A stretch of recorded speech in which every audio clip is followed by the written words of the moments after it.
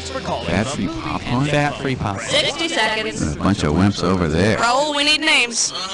What are you doing? Who are you? Hi, my name is Raul, one of the producers here at You Don't Know Jack. Good job, by the way, on installing the game, and I promise we won't rifle through your personal files while you're playing. And how many players do we have today? Flying solo. Put your flaps up and type in your name. Uh-oh, look out. Hey! You okay? One more thing. You looking for a 21-question game or more like a 7-question game? Thanks, babe. I'm caught here. 30 I'm bleeding seconds. all over the cop. Your buzzer is the letter B, as in bite me. Unreadable. Can we clear the set, please? 20 seconds. Bathing once a week. 20 seconds? Okay. When you know an answer, buzz in. If you don't. But if you buzz, you only got a few seconds to pick one of the choices, or you're gonna lose cash. Okay? Okay. 10 seconds. Ready or not, we're going here. Can we lose the desktop, 7, please? 6. Okay, go to black. Cue graphics. 3. Stand by, people. Give a spit. Oh, thank you.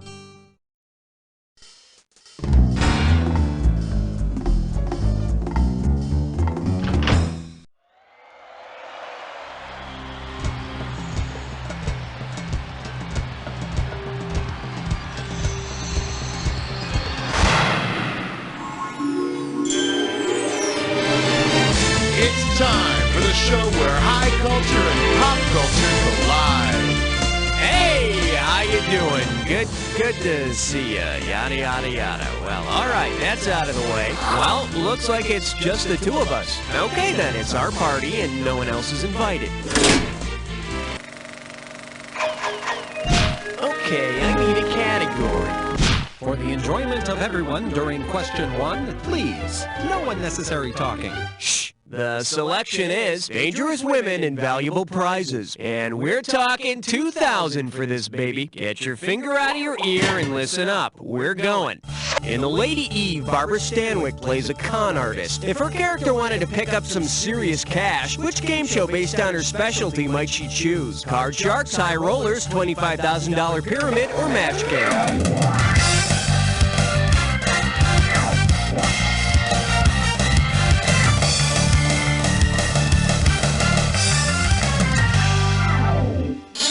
Let's see what a correct answer looks like.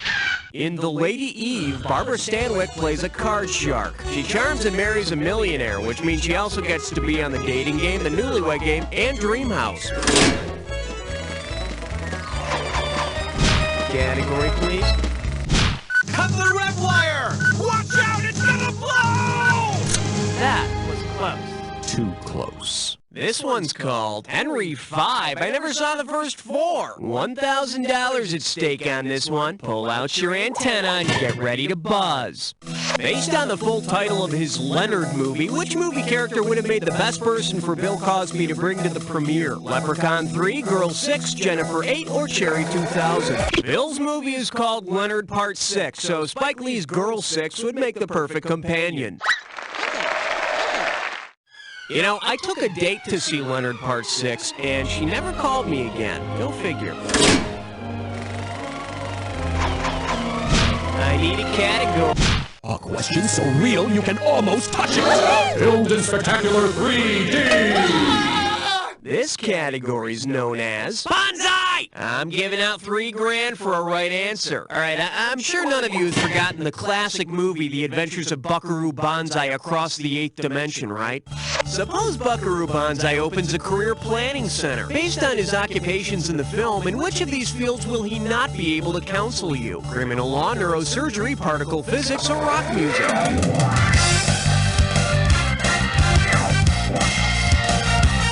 He's a rock star, a brain surgeon, a physics expert, and a ninja comic book hero. But he's not a lawyer. That was the one degree the Sally Struthers correspondence courses didn't offer.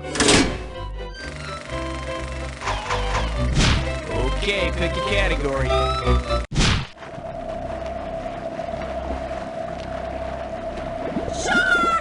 Say hello to, I like to watch people play board games. This one can net you $1,000. Put it in gear, cause here we go. Imagine you're playing Monopoly with Peter Sellers' simple-minded character from Being There. Which space on the board might he think is named after him? Marvin Gardens, Chance, Jail, or St. James Place?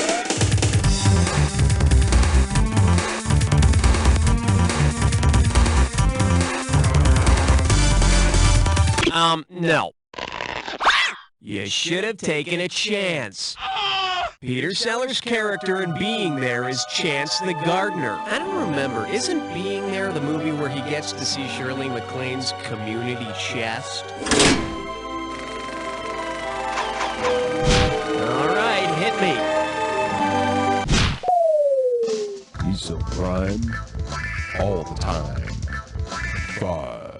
Now showing a black bear in a cave, and it's worth $2,000 if you get this one right. Okay, folks, there's nothing wrong with your screen here. Just take a close look at this and tell me, which of the following things could this not be? A patch of black stallion fur, close-ups from The Ghost in the Darkness, Spinal Tap's Smell the Glove album cover, or Alexis Winston's View in Ice Castles? No, Spinal Tap's Smell the Glove album was given an all-black cover because the original artwork was rejected. And please, don't ask me what's wrong with it being sexy. Should have picked this. The Ghost in the Darkness were the two killer cats from the 1996 film of the same name. They're lions, not Black Panthers, so they're not black. Another answer we would have accepted is black cows eating licorice during a power outage. Category, please. Password. Yeah, tell him 6 sent me. Okay, give it up for Be All That You Can Be. Just don't get caught. You get this one right, and it's $3,000. Oh, man, not only can Frank and Sammy and Dean sing, they can act, too. They even did a couple of films together, like this one. Ocean's 11 is about a group of ex-Army buddies using the skills they learned in the service. Based on what they attempt in the movie, what could they teach today's soldiers? How to run a speakeasy, how to rob casinos, how to assassinate presidential candidates, or how to meet Miss Turnstile of the month. Frank, as Danny Ocean, organizes his buddies from World War II and gets them to apply what they learned in the Army by robbing several Las Vegas casinos. So if Hussein ever decides to vacation in Nevada, he better make sure Frank ain't running maneuvers over at Caesar's Palace. Okay, I need a cat. 7 is the number that I'm suggesting. He's suggesting 7. He's suggesting 7. Let's see what we got going. The shapes of the future. And we got $3,000 in the pot. All right, sci-fi geeks. Access your Star Wars and Star Trek memory files and complete this analogy. Cube is to sphere as the Borg is to the Empire, lightsaber is to phaser, Earth is... The Trek villains, called the Borg, hang out in a cube-shaped vessel, while the Star Wars bad guys cruise in the spherical Death Star. So, who's hotter, Princess Leia or Counselor Troy? I need a category. Uh-oh, best of hits fried spore. It's time for a Tinker Leg Test Run. One gibberish category coming up. Illegal cargo from the Far East. This question's gonna start out at 5,000 big ones. Now listen up, every second and a half some of the cash is gonna disappear, so if you wanna win big, you gotta be quick. Okay, think fast, take a gander at this and tell me what movie quote it rhymes with. Siam Cotton, man the hull! And remember, ignore the punctuation.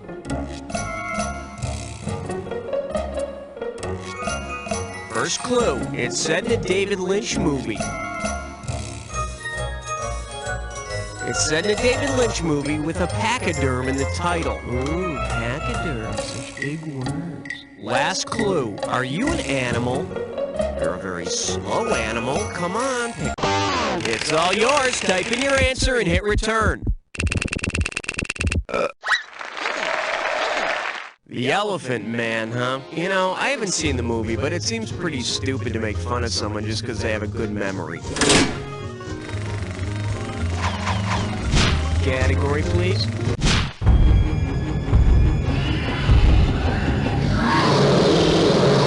Come coming at you. Lukewarm. $1,000 if you get it. Hey, remember in The Empire Strikes Back how Han Solo keeps Luke Skywalker from freezing to death? Well, if Han went on to release a line of winter apparel made from... In the movie, Han Solo cuts open the Tauntaun he's riding and uses its guts to keep an injured Luke warm. I just hope he uses double stitching in those gloves. Oh, God! All right, hit me.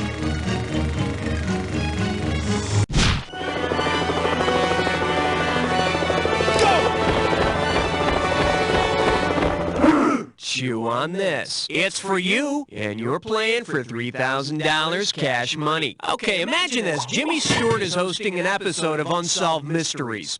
Say Jimmy Stewart calls you from the set of Unsolved Mysteries. If he's asking for clues to help free an innocent man wrongly imprisoned for killing a cop, what should you tell him? Don't answer the phone. Dial M for murder. Call Northside 777. Or, sorry, wrong number.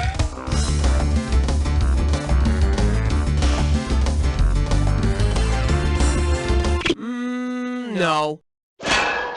Man, if I ever get arrested, remind me not to waste my one phone call on you. Jimmy Stewart plays a reporter trying to free an innocent man in Call Northside 777. Of course, the Unsolved Mysteries crew is more likely to have him call a good psychic. Okay, we're halfway home. Let's see how round 2 treats you. Now remember, everything in round 2 is worth double, so heads up. Okay, pick a category.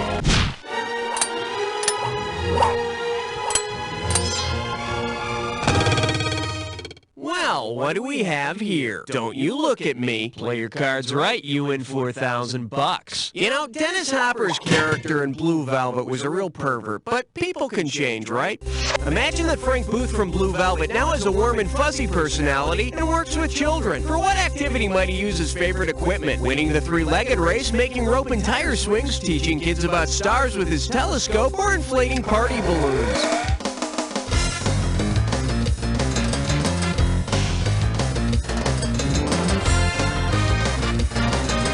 I'm afraid we'll have to garnish your wages.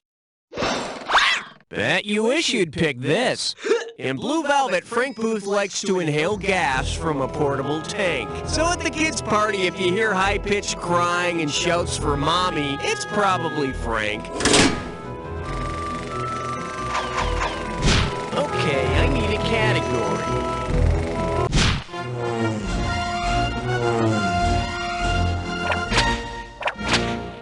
And I believe this one's called Quality is Job What? You give me a right answer, I give you a quick $4,000. Heads up, here it comes. Based on how Harrison Ford made a living before achieving stardom, for which of these famous scenes from his movies was he probably most prepared? Teaching in Raiders of the Lost Ark, building a barn in Witness, performing surgery. In between his early roles, Harrison Ford made his living as a carpenter.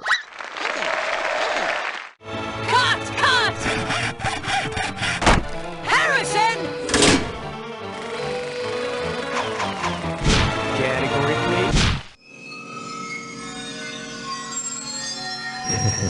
13. Here we have artificial holidays. You get 4,000 clams for this one. Flex those fingers, because here it comes. If instead of observing Earth Day, people observe the Good Earth Day, how could we best celebrate the occasion? Sing a funky jammin' song, release locusts to attack the countryside, dump toxic waste into the water supply, or move into the biosphere? In the Good Earth, the Chinese countryside is attacked by a giant locust swarm. I guess that would put a damper on Earth Day, everyone getting locusts trapped in their Birkenstocks and all. I need a category.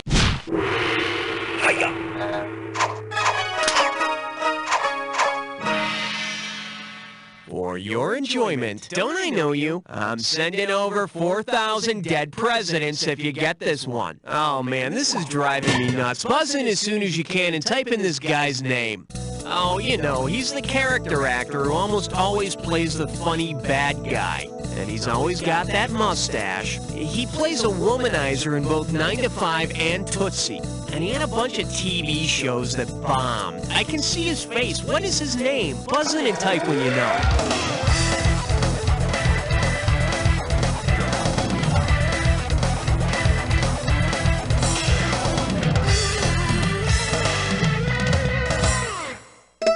Here's what you should have typed in. That guy with the mustache who plays the bad guy in both 9 to 5 and Tootsie is Dabney Coleman. I bet people recognize him on the street all the time and ask for his autograph just to be reminded what the hell his name is.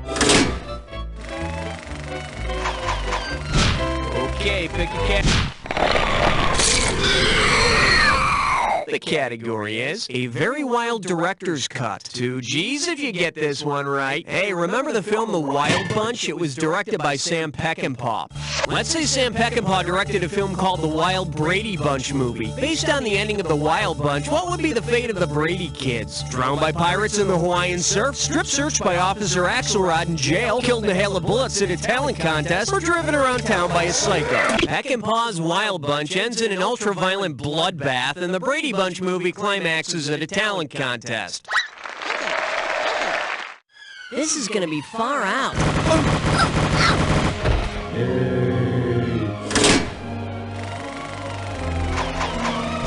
Okay, I need a category. Hey, nice selection, because you just chose yourself a big fat hunkin' question. Are you ready for the dis or dat? The category for this dis or dat is, look at all the colors. I'm going to read a list of 7 movies, and as each one appears, I want you to tell me if it's a cartoon, a live-action film, or if it uses both. And, oh, I see, you've got this thing down. Well, I'll put 30 seconds on the clock then. Let's dance. Howard the Duck, cartoon, live-action, or both? Song of the South. Cool World. Mr. Limpet. Willow. Who Framed Roger Rabbit? That's all of them. I'm wrong. Well, in the industry, we call that pretty bad. Let's survey the damage. Sorry about that, but it's time to move on with your life, soldier. Let's march. All right. The following question has been rated 17. No questions under 17 permitted. Let's give a nice warm welcome to Cut, Cut, Cut! And get this one right, you got 4K coming your way. All right, heads up. Let's see if you can complete this analogy. The Godfather is to horses as 7 is to dogs, wives, mothers, or captives.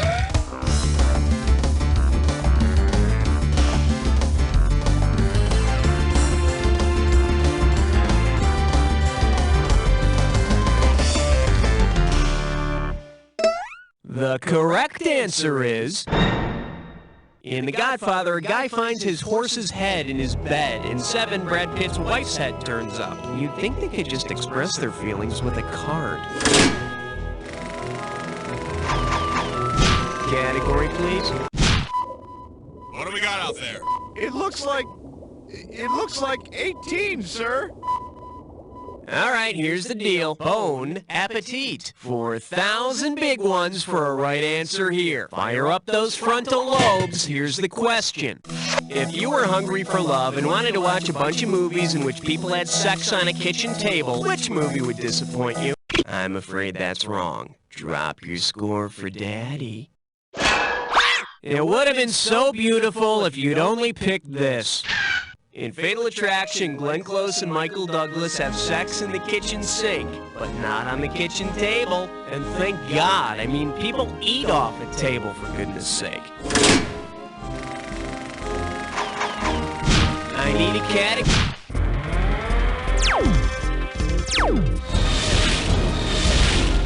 I proudly present, not here, not there, I do not like it anywhere. You give me a right answer, I give you a quick 4,000. Get ready, buzz in when you know the answer that completes the following analogy.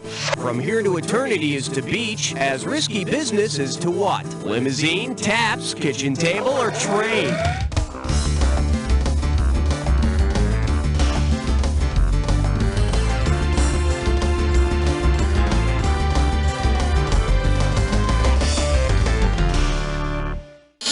For the curious, here's the right answer.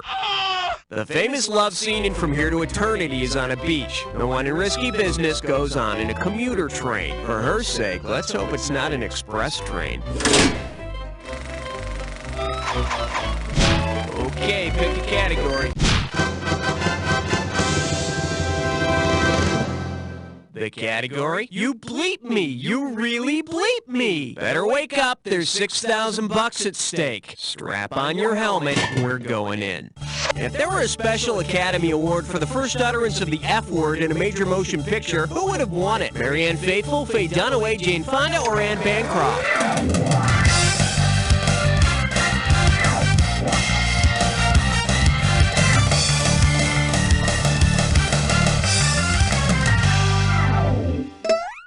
Here's what you should have picked. And the award goes to Marianne Faithfull for saying the F word in the 1967 film, I'll Never Forget What's His Name. Thanks so much. It means a lot, you f***ers. All right, hit me.